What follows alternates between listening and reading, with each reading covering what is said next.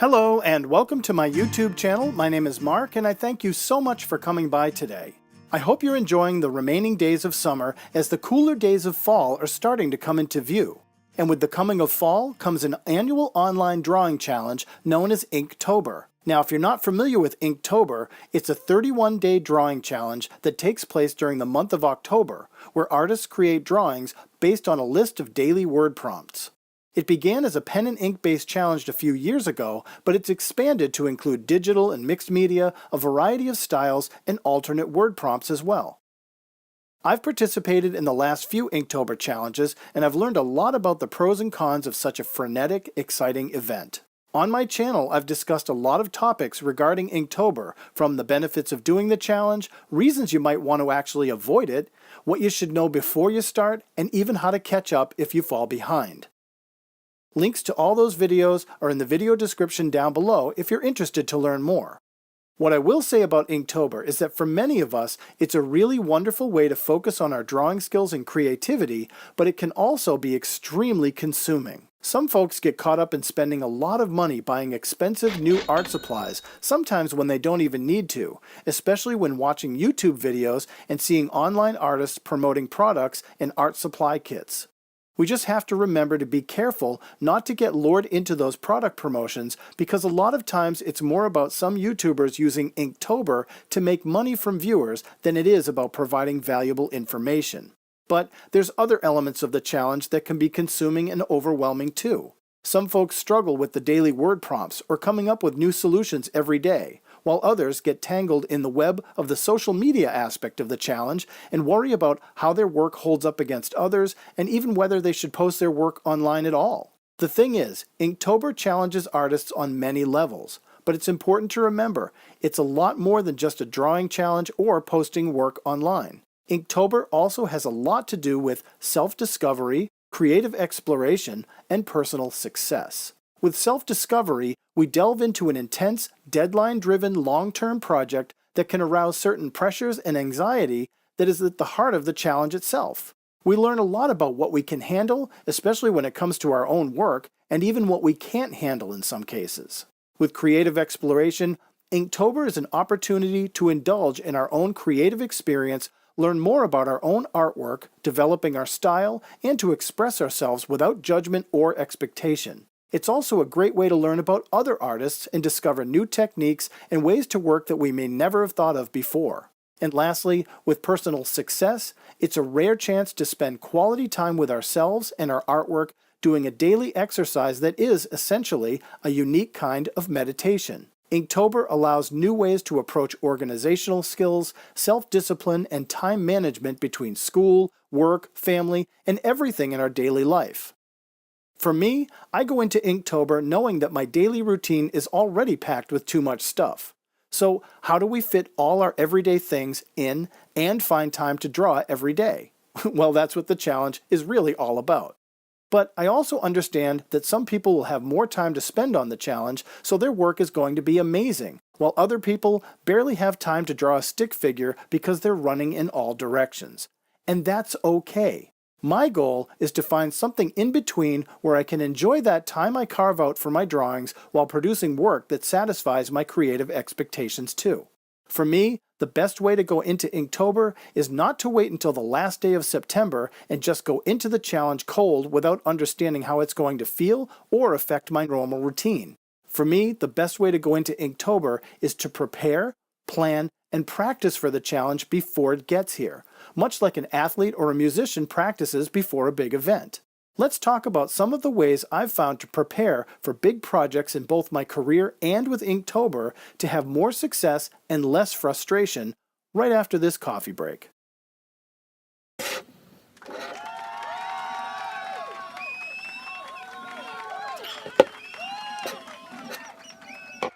With over a month before Inktober begins, there's a lot of ways we can all prepare and get ready with a smart, well-informed plan to go into the challenge with less stress, achievable expectations, and an approach that will be beneficial for our creative journey that's fun and exciting for everybody. Like I said, many of the things I do before I start a long-term project at work can actually come in handy when starting the Inktober challenge. So when I learn of a new project coming in from a client, the first thing I like to do is, number 1, organize my workspace. While I'm waiting for a client to send me details of a new project, I use my time to organize my office, clean off my desk, and set up my workspace with everything I'll need for that new project. Well, with Inktober, it's not much different. Getting my personal workspace and tools in order can sometimes be a chore, but once I do, it feels really good. The best part is, with my space reset and organized, it makes me want to be in my space more, so my creative spirit can play and explore in a positive environment, which is what I love about being an artist.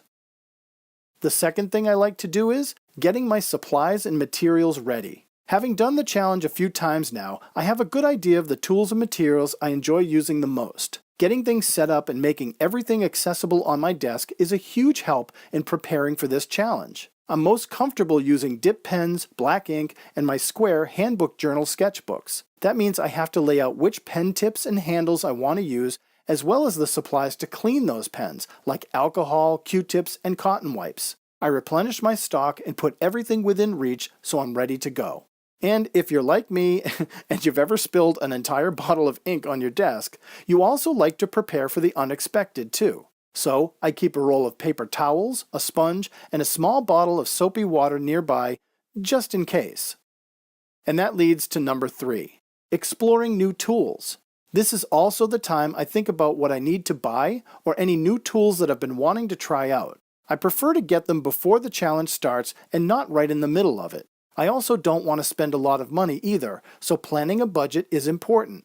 Recently, I bought a new Travelogue Handbook Journal sketchbook just for this challenge. I've always used the square handbook journal, but last year I found I kept drawing across the spread of the pages, which I didn't want to do this year. So, for about $18, I bought a longer landscape version to help resolve that concern. I'm also going to try a new $5 bottle of ink that I haven't used before. I've used similar products in the past, but have been wanting to try this one out for a while, so now's the best time for me to get it. And with getting my supplies in order, I've also been thinking about number 4, exploring new mediums. With each of the Inktober challenges I've participated in, I've always used pen and ink. But this year, I've been toying with the idea of maybe mixing things up a bit, like working with colored inks, alcohol-based markers, or even using ink-based pencils like Derwent's Inktense pencils for some dramatic results and fun effects. I already own a lot of tools, so again, I don't want to spend extra money. But thinking ahead is a good way to figure out if I do want to buy new products and to make sure they fit into my budget. Another new medium I may explore this year is doing a few pieces digitally, just to break things up and see how they go. I can use Photoshop along with my iPad Pro, and I can draw right on my computer. Or I can draw on the iPad with cool drawing apps like Procreate, ArtRage, and more. I considered only doing digital art this year, but I felt like I wouldn't be happy abandoning the medium which I'm most fond of, pen and ink. So, while all the ink-based mediums are on the table, including digital art, there's a wide variety of new things I can try, which to me is really exciting. Once I get my supplies in order, I think about how I'm going to approach this challenge, and that leads me to number 5, trying new techniques. My typical approach to Inktober has always been pen and ink, whether it's been with dip pens, micron pens, or Copic multiliners, all of which I'm very comfortable and familiar with. But where this is a challenge, it means maybe we should be challenging ourselves and our skills. So while pen and ink might be right in my comfort zone, I've been asking myself how could I really embrace the challenge aspect a little more than in previous years. The answer, I think, is the techniques I apply. For example, a digital artist might be really challenged to try traditional pen and ink for a change. And for a pen and ink artist, maybe try using a paintbrush instead. One of the things I'd like to try is to fill my water brushes with ink, some with 100% ink and others with a mix of ink and water for thinner washes, or using markers along with dip pens to get some new effects. One technique I saw an artist use last year that I really liked was to use a straw and blow the ink around the page. I thought it was great. There's a ton of ways to incorporate all kinds of new techniques. In another video I presented a few months ago, I showed how using gel pens and then using a water brush to activate the ink produces some really amazing results. And scanning a traditional drawing to apply digital effects can be a really innovative way to approach this challenge. To me, whatever gets us motivated and challenges our creativity and gets us drawing will have the best results for us overall.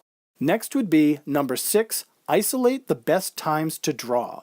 Probably the hardest part of Inktober is finding time to draw every day for 31 days. Some people like to draw first thing in the morning, while others like to draw in the middle of the night. For me, I try to be consistent and draw in the morning before work.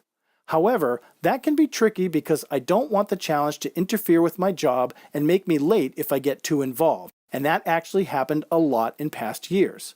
So what I've learned to do is to come up with my solution to the daily word prompt in the morning before work and do a quick thumbnail sketch or two on scrap paper just to get the idea down. Then, after work, I set aside 1 to 2 hours before bed to execute the final drawing in my sketchbook. This allows me time to generate an initial response to the word prompt at the start of the day, which I can put down and then walk away from. Then, I can think about it during the day and come back later with a fresh new perspective and new ideas to pull off the drawing. So it's a great idea to isolate whatever time works best for you in your schedule before this challenge begins. Trust me, I've got 4 teenagers and a full-time job. I can say that for me, finding time to draw is always the most challenging part of Inktober. Number 7, create a 3-word weekly prompt. The most crucial element to this challenge is the daily word prompts. In my case, I'm kind of a purist, so I don't like to peek ahead. I like to be surprised with a new word prompt every day without knowing what it is in advance. However, some people not only like to look ahead at the daily prompts, they prefer to do their drawings in advance too. I don't judge how other people take on the challenge, but for me, that kind of defeats the purpose. Still, however you choose to approach the word prompts and your drawings, it's all fine as long as it works for you.